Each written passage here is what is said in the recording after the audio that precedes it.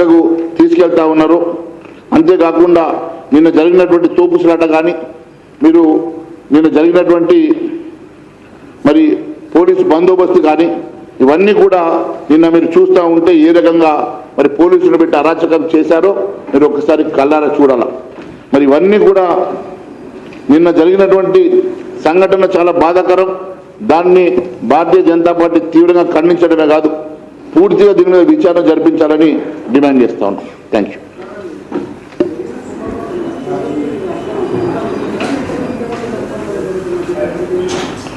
దాని మీద ఎంక్వైరీ చేస్తే అన్ని విషయాలు తేటతెల్లమైతాయి.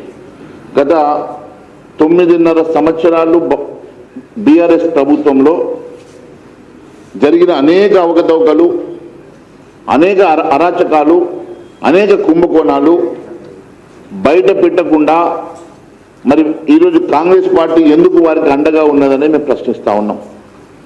అంతేకాదు ఈ 2.5 సంవత్సరాల్లో కాంగ్రెస్ ప్రభుత్వంలో కూడా మరి అదే తీరుగా అవినీతి అక్రమాలు జరుగుతూ ఉంటే మరి కాంగ్రెస్ పార్టీ ఎందుకోసము మరి గత ప్రభుత్వం మీద విచారణ చేస్తామని చెప్పి చేయకుండా ఈరోజు అదే బాటలో నడుస్తున్నమాట వాస్తవం కాదా?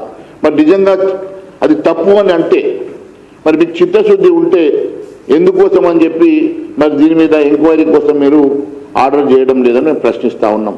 అంతేకాదు మొన్నటికి మొన్న మా కేంద్ర మంత్రి వర్యులు కిషన్ రెడ్డి గారు లేఖలు రాశారు.